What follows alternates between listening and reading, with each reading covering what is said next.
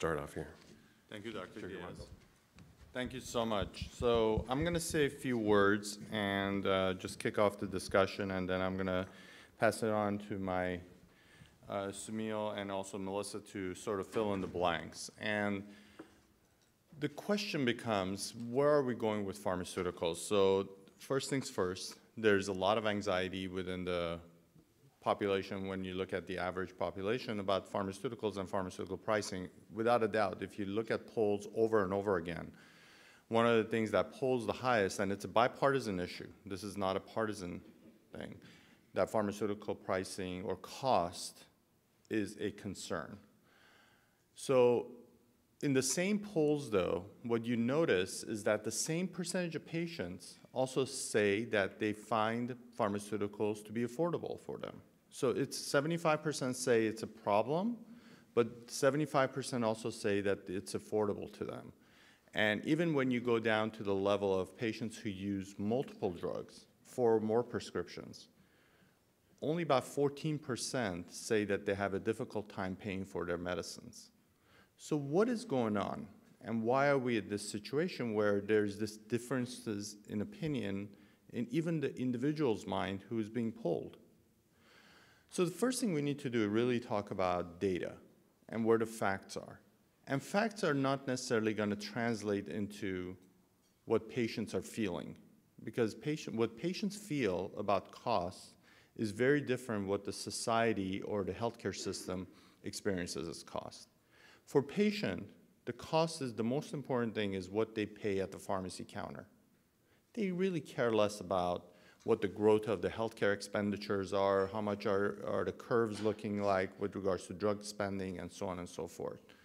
So for them, the most important thing is what is going on when they show up at the pharmacy counter and they have to put their hand in their pocketbook and pay for this prescription medicines.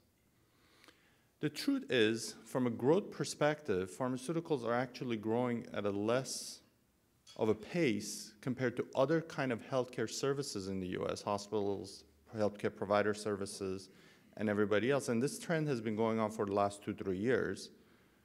And even last year, it was growing less than the general inflation in the US, which is unbelievable, right? Because healthcare inflation is generally much larger than overall inflation. So last year, overall inflation was 2.1%.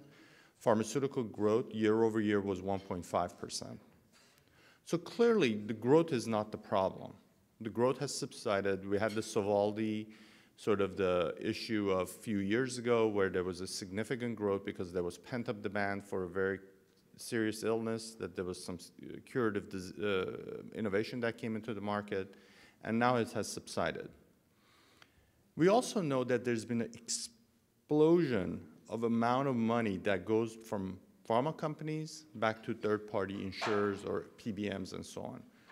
Just to give you an idea, over $125 billion was passed back from pharma companies in form of rebate, concessions, and discounts back to these pharmacy benefit managers, insurers, so-called middlemen. So the question becomes that Sunil is going to talk about, what happens to this drug and how does that patient benefit from that discount and rebate instead of the middleman? Just to give you guys an idea, for every dollar that Pfizer spends or sells, 41 cents goes to that middleman. So we only profit, when we price a pill for $1, we only get 59 cents back. The other 41 cents goes somewhere else. So the out-of-pocket cost issue is also important to note, because if you look at the trends, this is where data becomes really difficult, and you really see what is going on and what are the solutions that Sunil will talk about, and a couple of them that I'll bring up.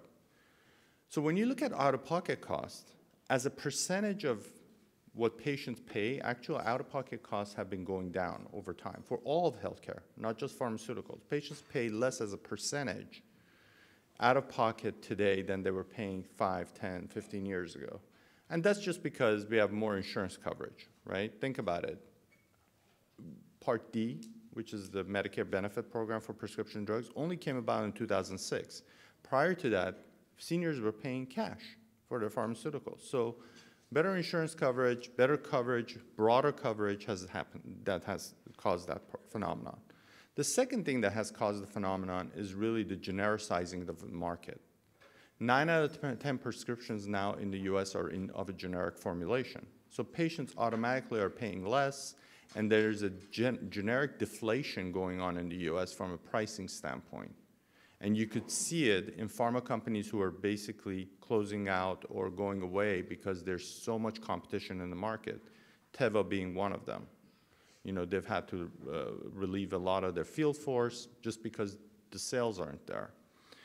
So patients are paying less. But the problem is that even though the general average person is doing okay from out-of-pocket cost perspective, we still hear stories about patients being bankrupted for out-of-pocket costs. So why is that? And what does that patient look like?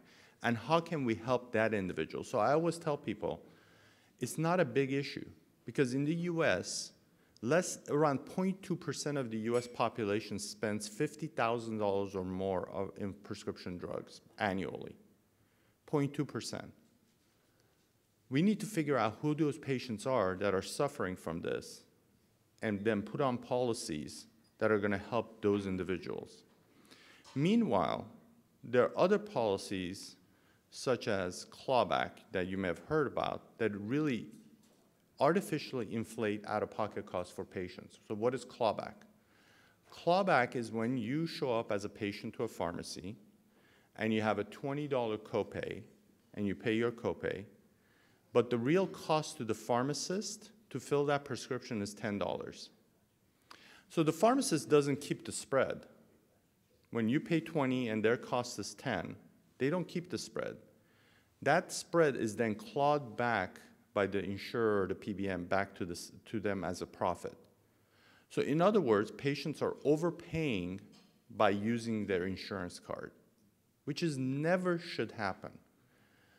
So the issue was always like, so how often does this really happen? You know, how often does clawback really happen? The initial thoughts were like maybe 10%, which is significant because that means 1 out of 10 times a patient pays for a prescription using their insurance card, they're overpaying for it for no other reason than because the insurance company is profiting from it or the PBM is profiting from it. The study that just came out 2 weeks ago from Schaeffer Institute basically quantified that. They looked at a database from 2013, and they found out 23% of prescriptions actually happen to have a clawback built into them. Not a lot of money, but 23%. That means 1 out of 4 times a patient walks into a pharmacy, they're overpaying for their medicine. That in fact, if they would have paid for cash, it would have been cheaper. So the issue becomes, okay, so this is a generic issue or is it a brand name issue? Well, 28% of the time in the generics, patients overpay, 8% of the time in the brand name drugs. So it's not just a generic issue, it happens in brand name market too. And then the question becomes okay, so if they do, how much are we talking about? Well, in this cohort of the study that they looked at in the research, patients overpaid by $135 million. Just that one study population. This is not the entire country, everybody that happens to them. So basically, if you think about it, $135 million was overpaid by patients for no other reason than this system that was set up by the PBMs and insurers to profiteer from them. Even though, as a patient, you can imagine you walk into a pharmacy or a physician's office or a hospital, your assumption is that you're going to pay the lowest amount because that's who basically somebody's negotiating on your behalf and protecting your rights. But that is not taking place. So those are some of the things that we need to talk about. And then, most importantly, I want to go back to the clinical trial issue because that was mentioned. Innovation is the key here. And we need to innovate in the drug side. We need to also innovate on the payment side. So the issue becomes, are we going to a different model of innovation? Absolutely. You know, we're looking much more precision type medicines, which have fewer patients within them. It affects fewer patients, therefore we need better representation of the minority patients in these studies, Because some of these disease areas, like we do, we have a sickle cell trial at Pfizer. It's all for minorities. So we need better participation. We had a very difficult time filling our clinical trial in sickle cell. Patients just weren't enrolling. And I'm talking about both African Americans and Latino patients who weren't willing to enroll in these clinical trials. So we need to do a better job. But we also have to innovate our practices because frankly, not only we're going to be paid differently as pharma companies because we're going to have to take on more risk with regards to risk-based contracting, whether you want to call it outcomes-based contracting or value-based pricing or whatever it is. So are you as healthcare professionals. The healthcare system is going to be paid differently. We're moving away from a fee-for-service model to whether you want to call it capitation, pay for performance, or whatever it is, it's going to be different.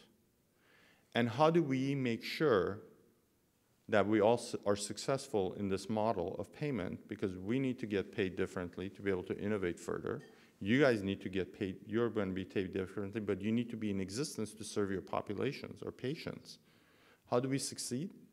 In my opinion, the one major point that we need to do, all of us working together, is data. Compilation of data is going to be key because that's what's going to drive us to be able to do some of these clinical trials which are much more smaller, and you already see the signals from the FDA about doing trials differently than just RCTs, randomized clinical trials, rather than doing it in real-world evidence.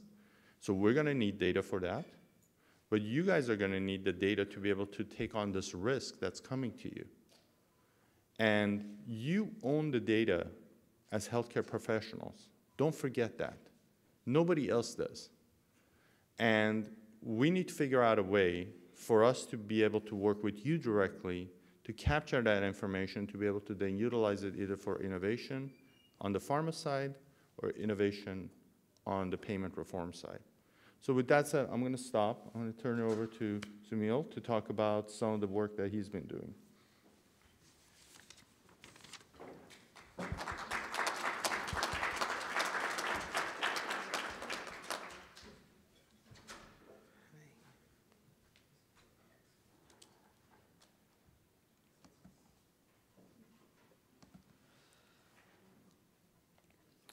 Good morning. Thank you for having me here today.